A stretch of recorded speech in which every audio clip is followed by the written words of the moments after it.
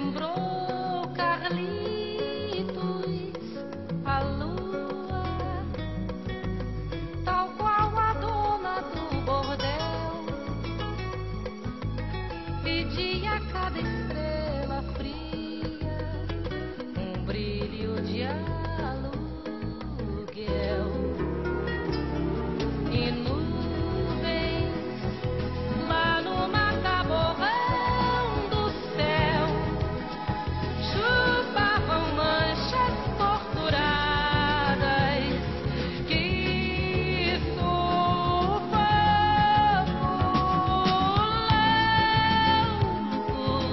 o bêbado com chapéu coco fazia irreverências mil pra noite do Brasil, meu Brasil que sonha com a volta do irmão do enfio, com tanta gente que partiu num rabo de foguete. Chora a nossa pátria mãe gentil, choram Marias e Clarice no solo do Brasil. Olá, na voz de Elis Regina, que simboliza a luta de toda uma geração e homenageia especialmente uma das nossas convidadas, Clarice, viúva do jornalista Vladimir Herzog, assassinado pela ditadura há 40 anos, começa mais um programa diferente.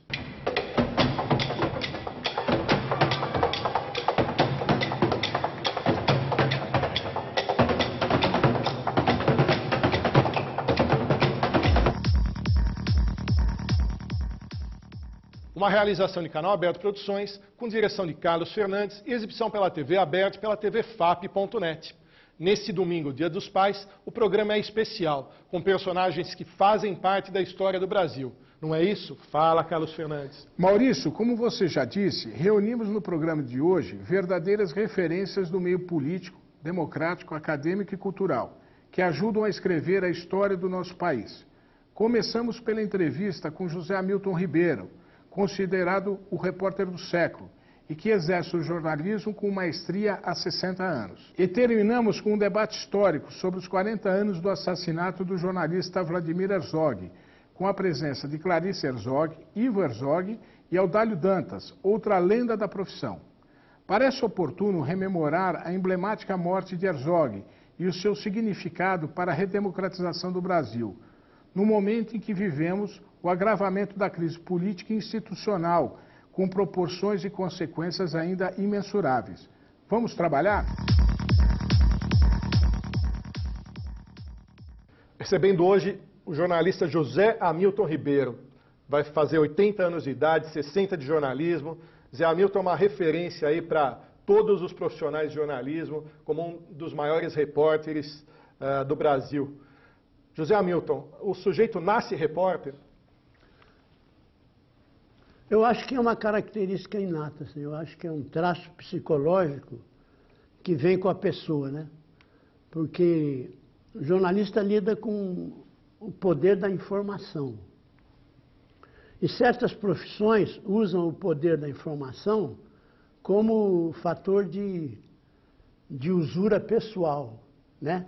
Pega a informação e guarda para si, para tirar proveito dela. O jornalista tem o traço contrário a isso. Ele pega a informação e quer distribuir, quer dar para os outros. Quem conhece o senhor mais recentemente é do Globo Rural, como repórter e editor do Globo Rural.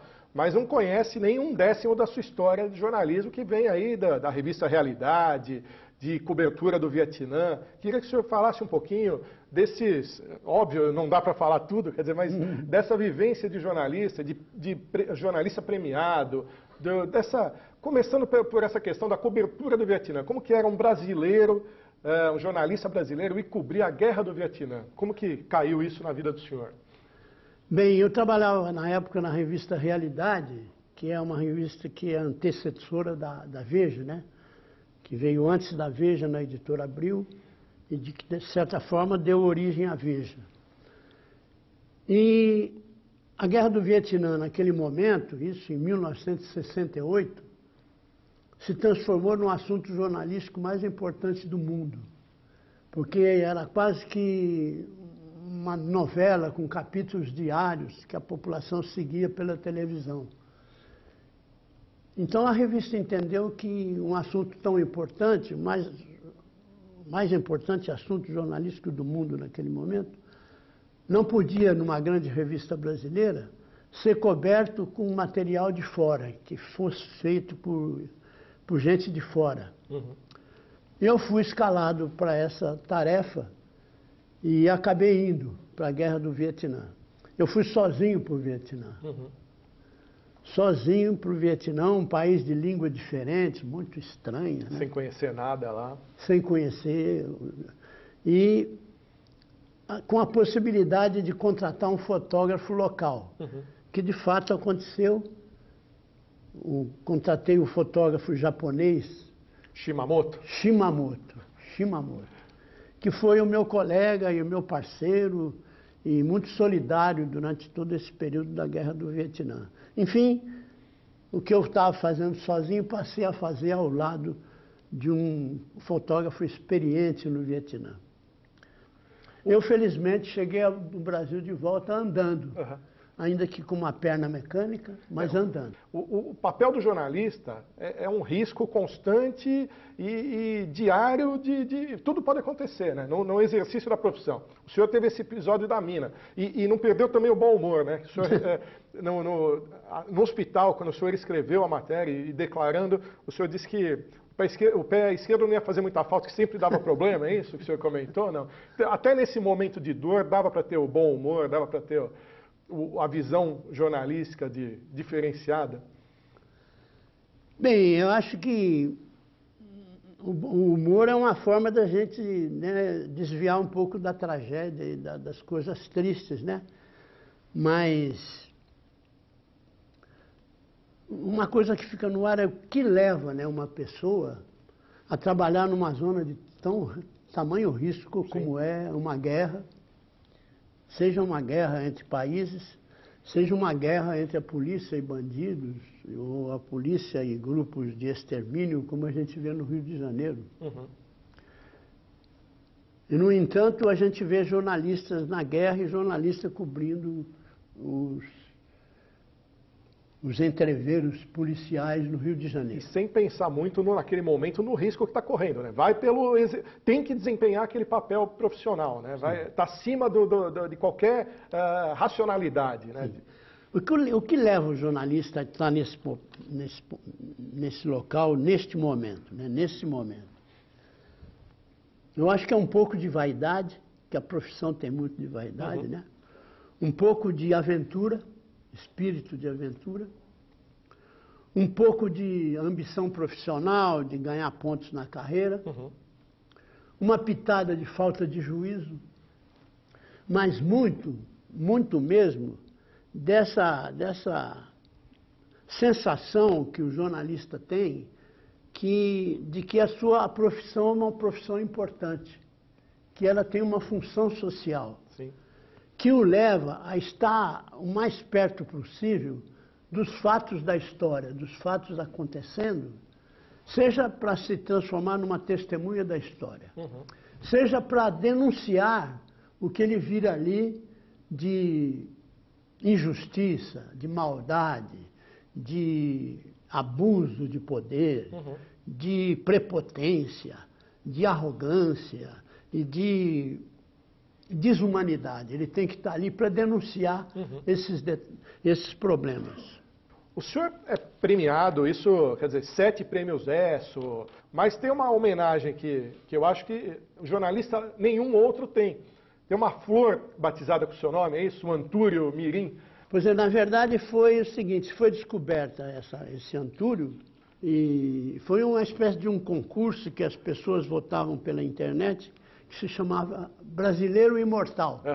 Porque à medida que a ciência dá o seu nome a uma planta, esse nome fica para sempre na planta, então o nome se transforma em imortal. Sim. Não a pessoa, mas o nome, né? Acho que nada mais merecido, né, do que o senhor. E muita gente não sabe que o senhor, inclusive a maioria dos prêmios que o senhor ganha do jornalismo é no jornalismo científico, né? Que conhecem o senhor por isso, ou pelo Globo Rural, ou pela cobertura de guerra, mas o jornalismo científico é algo que o senhor faz, gosta e faz bem feito, né? Pois é. Essa parte de jornalismo científico começou também na revista Realidade, que teve um avanço muito grande na questão do tratamento de texto, né? Sim. O texto tinha que ser muito claro, muito simples, de bom entendimento, de fácil leitura. E então a gente tinha, a tarefa dos repórteres era pegar problemas espinhosos, como às vezes um problema de ciência, e transmiti-lo de maneira assim clara, de maneira fácil de ser apreciada pelo leitor. Transformar um assunto que podia ser um assunto indigesto num assunto prazeroso de ser lido. Um jornalista é um ator político?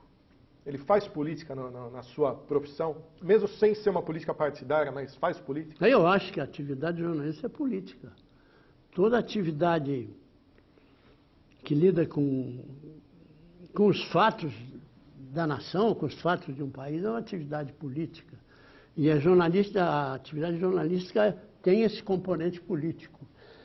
Aliás, esse componente político cada pessoa tem, às vezes não tem consciência, mas que muitas das suas atitudes são atitudes políticas, que é a atividade mais nobre do ser humano. É quando, teoricamente, uma pessoa está trabalhando pelo bem dos outros, e não só como faz o empresário, como faz o cientista ou pesquisador, trabalhando só pelo seu interesse. Então, a pessoa que está trabalhando pelo interesse comum. Então, é a carreira mais nobre que tem dentro do espectro psicossocial de um país. Zé Hamilton, para encerrar, uma pergunta que eu costumo fazer para todo mundo que vem aqui. O Brasil tem jeito? O Brasil tem jeito. O Brasil nasceu com berço de ouro, com os recursos naturais, com o fato de ter 3 safras por ano. Então, é só a área política se conscientizar da sua importância e trabalhar no sentido de botar esse país de pé, que tem jeito, e tem jeito assim, de um jeito que vai transformar esse grande país, esse grande gigante adormecido, entorpecido pelos acontecimentos assim tristes dos últimos tempos, mas que ele vai ficar de pé um dia, e isso vai depender de nós. E toda atividade política é bem-vinda nesse sentido. Agradecer a presença do Zé Hamilton Ribeiro. Foi uma aula aqui, é uma honra. A íntegra da entrevista está disponível em programadiferente.com. Muito obrigado, Zé Hamilton. Muito obrigado. E muitos 80 anos de vida para todos nós. Obrigado.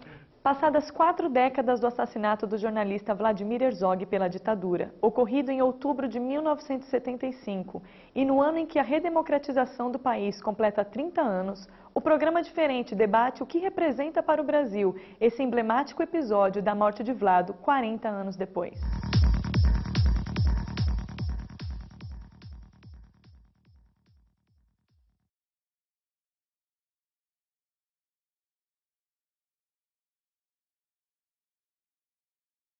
Eu estudei 7 anos lado a lado a ele na mesma classe.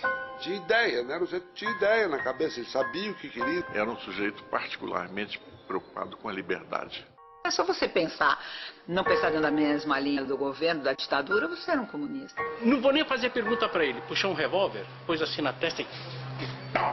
No dia 4 começou o tiroteio. Começou a dar notas contra o Herzog, contra o grupo da TV Cultura. E eu não fui preso, eu fui, e acredito que todo mundo, eu fui sequestrado. Eles vieram para te pegar. Os caras armados, metralhadoras, se dizendo do Esquadrão da Morte. E nem pude imaginar que esta prisão resultasse na prisão do Vlado e muito menos na morte dele. No primeiro momento, o pavor, o medo da tortura. Ele já não estava mais interessado no que eu ia dizer, até porque eu não conseguia falar, eu gritava. Ele começou a gritar no telefone: mataram, mataram! Eu fui ameaçado. 2 generais do governo militar naquela época vieram aqui. Esses homens, eu acho, estavam ensandecidos. Qualquer manifestação que haja, eles têm a obrigação de atirar. E atirar para matar. Realmente foi uma coisa tão violenta que abalou o país.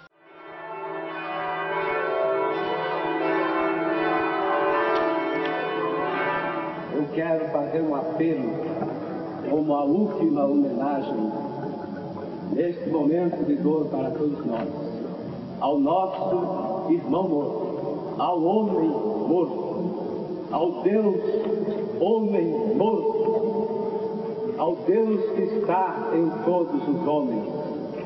Silêncio, saiamos daqui, desse templo sobre o qual se reúnem todas as coisas. Saiamos em silêncio, saiamos e aguardemos o caminho da paz.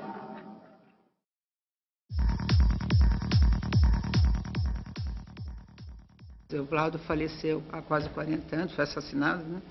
Há 40 anos atrás, mas ele continua vivo na nossa vida e na sociedade como um todo. Quer dizer, claro que ele precisou morrer para até haver uma mudança. Houve uma mudança. Acho que ele foi, como se fala, um breaking naquilo que estava acontecendo. E até o problema, a questão eu acho que houve enfraquecimento com a morte dele, da própria ditadura. Acho que foi no momento que começou a enfraquecer a ditadura. Mas custou muito, né? Quer dizer, é a perda do meu marido e do pai dos meus filhos, que não viveram com ele. Acho que 40 anos é um tempo suficiente para que se avalie o que significou esse episódio.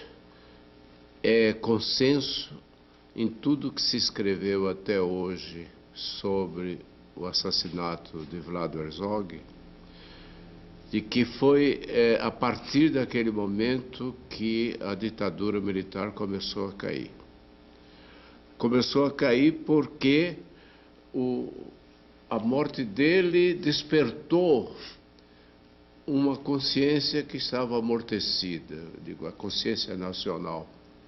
Foi a partir daquele momento que as pessoas começaram a se perguntar como era possível continuar sabendo do que acontecia nos porões da ditadura e continuar sem nenhuma reação. A primeira reação foi o culto ecumênico que se realizou uma semana depois na Catedral da Sé, em que ali compareceram 8.000 pessoas, que era um número enorme, a maior manifestação de massa desde o ato institucional número 5. A gente lê, ouve e vê documentários daquela época das pessoas apoiando o golpe militar, né? Tanto que se fala que foi um golpe civil militar naquela época. Como é que isso é possível, né? Esse tipo de coisa nunca mais iria se repetir. E de repente estão acontecendo coisas hoje com o nosso país que nos remetem àquela época, coisas que para a gente ficar muito atento. A gente vê um fortalecimento dos movimentos mais conservadores, principalmente no âmbito da política, né? Representado por algumas, como por exemplo as igrejas evangélicas. A presidência que tem na Câmara hoje é uma coisa assustadora, no sentido absolutamente puro da palavra, né? A gente vê o processo que está tendo contra o atual governo. A gente vive num momento bastante complicado do governo, mas esse é um governo que foi eleito a partir de um sistema que custou a vida do meu pai e de muitos outros, e de repente, não um movimento pela volta da ditadura, que isso ainda é muito pequeno, mas à procura de caminhos dos mais diversos para você tirar a credibilidade, a legitimidade do atual governo. Muitas pessoas apostando numa ruptura, numa saída da presidente, que não tem como ser bom. Uma ruptura de um processo nunca é bom, né? E o outro ponto que tem a ver sobre os 40 anos ainda é algumas questões absolutamente mal resolvidas, como a da lei da anistia, né? A questão da falta de justiça nesse país. E aí a gente vê outras áreas que eram muito cruéis naquela época e que não mudam, como, por exemplo, a ação da polícia. Jornalistas sabiam quase diariamente nas suas redações o que estava acontecendo, os assassinatos, os crimes cometidos pela ditadura militar. Só que não podiam noticiar. Acontece que muita gente pergunta por que no Vlado as coisas aconteceram. Exatamente por causa disso. O Sindicato dos Jornalistas era uma entidade como outra qualquer, recolhida. Ali as pessoas se preocupavam, antes da nossa gestão, em não discutir nada relativo à política. O medo imperava. E naquele momento nós tivemos que assumir esse lado da coisa, ou seja, nós temos que tomar alguma atitude. E essa atitude veio antes da morte do Vlado. Antes da morte do Vlado, 11 outros jornalistas foram presos, acusados de atividades subversivas. Todos eles foram para o DOI-CODE, todos eles foram torturados e todos eles foram defendidos pelo Sindicato Jornalista. Foi um movimento que as pessoas foram procurar, os jornalistas foram procurar o sindicato. A sensação que eu tenho, eu não fui lá, é que, de repente, um tapete foi puxado do pé de todo mundo, porque até então morriam pessoas que estavam na luta armada, na clandestinidade, etc. E de repente era o Vlado, que era conhecido aqui nacionalmente, dava aula na USP, tinha um cargo importante na TV Cultura e era reconhecido internacionalmente. E tinha endereço, passaporte, tudo direitinho, limpinho. De repente, na hora que o Vlado é assassinado, todo mundo se sentiu absolutamente fragilizado. Isso pode acontecer comigo também amanhã. A gente aprendeu muito com a Comissão Nacional da Verdade, né? E a gente viu como é que foram algumas comissões da verdade em outros países. E tem uma experiência muito interessante, que é a experiência da África, que ela fez as comissões da verdade, investigaram, e se era identificada uma pessoa que cometeu um crime, essa pessoa, as pessoas que foram vítimas, essa pessoa tinha que se apresentar e pedir perdão para essas pessoas. A pessoa reconheceu o erro e pedir perdão. E aí a comunidade decide se perdoa ou se manda a pessoa para a cadeia. De maneira geral, tem perdoado. Então, uma das coisas que eu não consigo entender, que me deixa absolutamente indignado, é por que as Forças Armadas Brasileiras até hoje não fazem um meia-culpa. Não foram eles que estão aqui hoje que fizeram, foi lá atrás, há 40 anos, dentro de um contexto. Então, acho que para eu pensar em perdoar, primeiro eles têm que pedir perdão pelo que eles fizeram. Enquanto eles ficarem com essas farsas, contando história de carochinha nas comissões da verdade, o Aldalho, inclusive, é membro da Comissão da Verdade da Prefeitura aqui de São Paulo, enquanto eles insistirem, não tem como perdoar, porque eles acreditam que a gente só pode perdoar aquela pessoa que acha que errou e está pedindo o seu perdão. E eles não acham que erraram até hoje. Ao contrário. Ao contrário, né? Não acha que é isso mesmo. Então, a gente não está dependendo de mim, ainda, né? Eu acho importante mandar eles para a cadeia.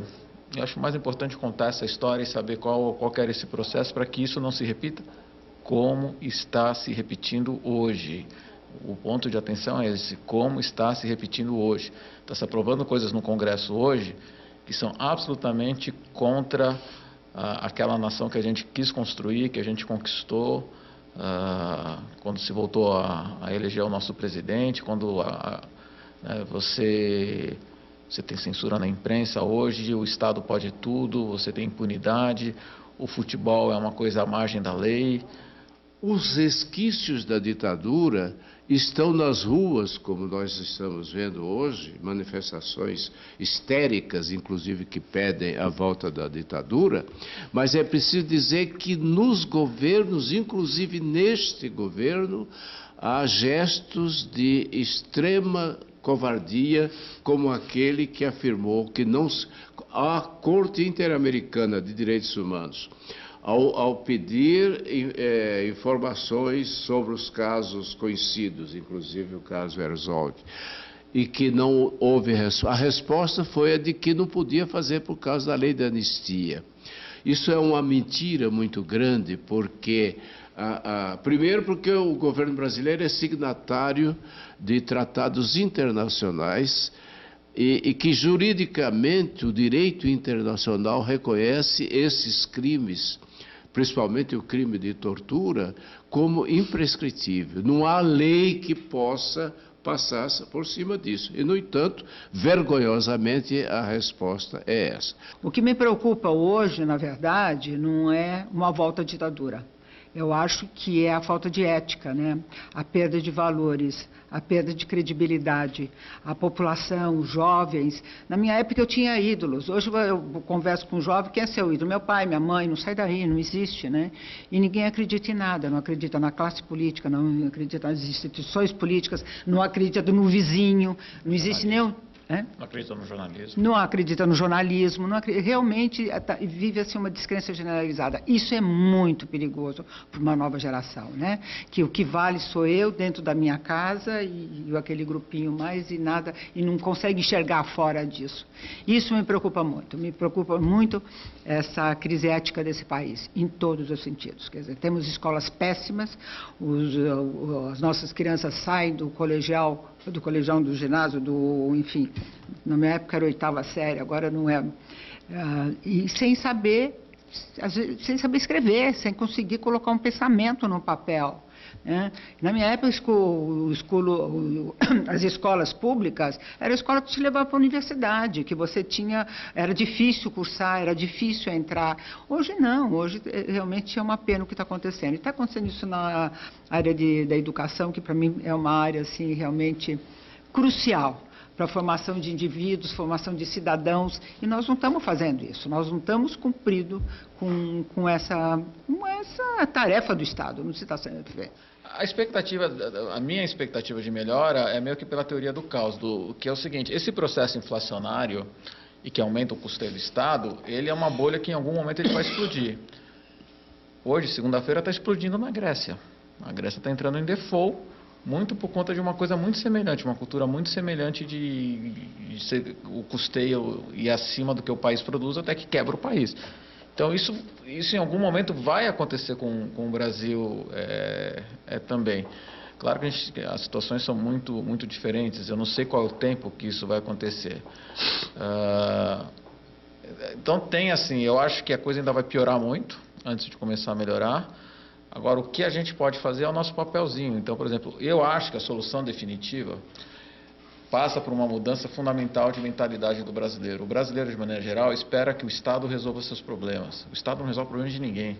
Somos nós que temos que mudar o Estado para o Estado resolver os nossos problemas. Então, as mudanças vêm de baixo. E boa parte desse processo vem através da educação. O que significaram esses 40 anos depois da morte do Vlado?